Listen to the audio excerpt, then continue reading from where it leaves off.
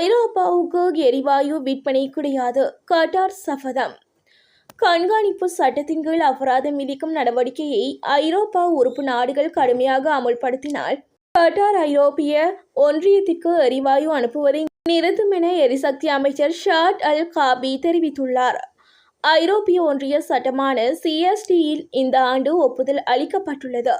இதில் ஐரோப்பிய ஒன்றியத்தில் செயற்படும் பெரிய நிறுவனங்கள் தங்கள் விநியோக அமைப்புகளில் கட்டாய உழைப்பை பயன்படுத்துகின்றனவா அல்லது சுற்றுச்சூழல் பாதிப்பை ஏற்படுத்துகின்றனவா என்பதை சரிபார்த்து அவ்வாறு செய்தால் நடவடிக்கை எடுக்க வேண்டும் என குறிப்பிடப்பட்டுள்ளது.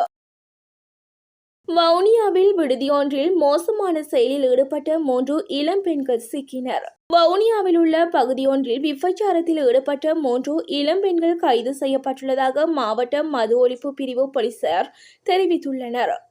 மேலும் வவுனியா மாவட்ட மது ஒழிப்பு போலீசாருக்கு கிடைத்த இரகசிய தகவலை அடுத்து மாவட்ட மது ஒழிப்பு பிரிவு பொறுப்பதிகாரி கஜேந்திரன் தலைமையில் முன்னெடுக்கப்பட்ட திடீர் சோதனையின் போது தேக்கவத்தை பகுதியில் உள்ள விடுதியொன்றில் விபச்சாரத்தில் ஈடுபட்ட 3 பெண்கள் கைது செய்யப்பட்டுள்ளனர். இலங்கையில் தென்கிழக்கு வானிலை தொடர்பில் வெளியான முக்கிய அறிவிப்பு. மேற்கு மத்திய வங்களா விரிகுடாவில் நிலை கொண்டிருந்த காற்றழுத்த தாழ்வு மண்டலம் தற்போது வலுவிழந்து குறைந்த காற்றழுத்த தாழ்வு பகுதியாக மாறியுள்ளதாக வளிமண்டலவியல் திணைக்களம் அறிவித்துள்ளது. இந்நிலையில் மேற்கு மத்திய வங்காள விரிகுடா கடலில் காற்றின் வேகமானது இடைக்கிடையே மணிக்கு 55 முதல் 60 கிலோமீட்டர் வரை அதிகரித்து வீசக்கூடும் என்பதால் குறித்த கடல் பகுதிகளுக்கும் கொந்தளிப்புடன் காணப்படக்கூடும். இந்த கடற்பகுதிகளில் பலத்த மழை அல்லது இடியுடன் கூடிய மழை பெய்யும் என தெரிவிக்கப்பட்டுள்ளது. இஸ்ரேல் ஹமாஸ் இடையிலான பேச்சுவார்த்தை. காசாவில் போர் நிறுத்தம் ஒன்றை கொண்டு வருவதுடன் மற்றும் பணிய கைதிகளை விடுவிப்பது தொடர்பான பேச்சுவார்த்தைகளில் 90% நிறைவடைந்துள்ளதாக தெரிவிக்கப்பட்டுள்ளது. இஸ்ரேலுக்கும் ஹமாஸிற்கும் இடையே நடைபெறும் இந்த பேச்சுவார்த்தைகளில் முக்கிய பிரச்சினை தீர்க்கப்பட வேண்டிய நிலையில் உள்ளதாக இந்த பேச்சுவார்த்தைகளில் ஈடுபட்டுள்ள பலஸ்தீனிய சிரேஷ்ட அதிகாரி தெரிவித்துள்ளார். எட்கா ஒப்பந்தம்.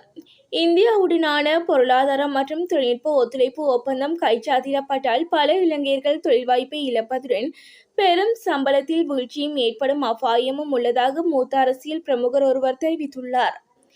இந்தியாவுடன் எட்கா ஒப்பந்தத்தை செய்வதில்லை என்று தீர்மானித்துள்ளதாக அரசாங்கத்தின் உயர்மட்ட தகவல்கள் நேற்றிரவு ஊடகம் ஒன்றுக்கு தெரிவித்துள்ளன. மனைவியை தாக்கிய கணவன் தவறான முடிவெடுத்து உயிர் மாய்ப்பு. மொரட்டுவை இந்திபெத்த பிரதேசத்தில் கணவன் ஒருவர் தனது மனைவியை கூரிய ஆயுதத்தால் தாக்கிவிட்டு தவறான முடிவெடுத்து உயிர் மாய்த்து கொண்டுள்ளதாக காவல்துறையினர் தெரிவித்துள்ளனர். குறித்த சம்பவம் நேற்றைய தினம் இடம்பெற்றுள்ளது. மேலும் குறித்த நபர் நேற்று மதியம் தனது மனைவியை கூரிய ஆயுதத்தால் தாக்கிவிட்டு பின்னர் வீட்டில் தூக்கிட்டு தற்கொலை செய்து கொண்டுள்ளதாக மேற்கொள்ளப்பட்ட விசாரணைகளில் தெரிய வந்துள்ளது. ஹட்டன் பேருந்து விபத்துடன் தொடர்புடைய சாரதிக்கு விளக்கமறியல். ஹட்டன் மல்லியப்பு பகுதியில் நேற்று நடைபெற்ற விபத்துடன் தொடர்புடைய பேருந்தின் சாரதியை எதிர்வரும் 26ஆம் தேதி வரை விளக்கமறியலில் வைக்குமாறு ஹட்டன் நீதவான் நீதிமன்றம் உத்தரவிட்டுள்ளது. பேருந்தின் சாரதி தொடர்ந்தும் வைத்தியசாலையில் சிகிச்சை பெற்று வரும் நிலையில் குறித்த வைத்தியசாலைக்கு சென்று விசாரணைகளை முன்னெடுத்த ஹட்டன் பதில் நீதவான் ராமமூர்த்தி சந்தேக நபரான சாரதியின் உடல்நிலை குறித்து ஆராய்ந்த பின்னர் அவரை எதிர்வரும் 26ஆம் தேதி வரை விளக்கமறியலில் வைக்குமாறு உத்தரவிட்டுள்ளார். ராஜபக்சர்கள் மீதான குற்றச்சாட்டுகள். ராஜபக்சர்கள் மீது முன்வைத்த குற்றச்சாட்டுகளை சட்டத்தின் முன் ஆதாரபூர்வமாக நிரூபிக்க வேண்டும் என்று ஜனாதிபதி அனுரகுமார திசாநாயக்க தலைமையிலான அரசாங்கத்திற்கு பொதுஜன பெரமுன கட்சியின் பொதுச் செயலாளர் சாகர காரியவசம் சவால் விடுத்துள்ளார். பொதுஜன பெரமுன கட்சியின் தலைமையகத்தில் இடம்பெற்ற கலந்துரையாடல் ஒன்றின் போதே மேற்கண்டவாறு சவால் விடுத்துள்ளார். மேலும் நாங்கள் தற்போது பொதுஜன பெரமுன கட்சியை பலப்படுத்தும் நடவடிக்கைகளை முன்னெடுத்துள்ளோம். கட்சியின் முக்கிய பதவிகள் மறுசீரமைக்கப்பட்டுள்ளன என்றும் கூறியுள்ளார். தனது நாட்டு விமானத்தையே சுட்டு வீழ்த்தியது அமெரிக்கா.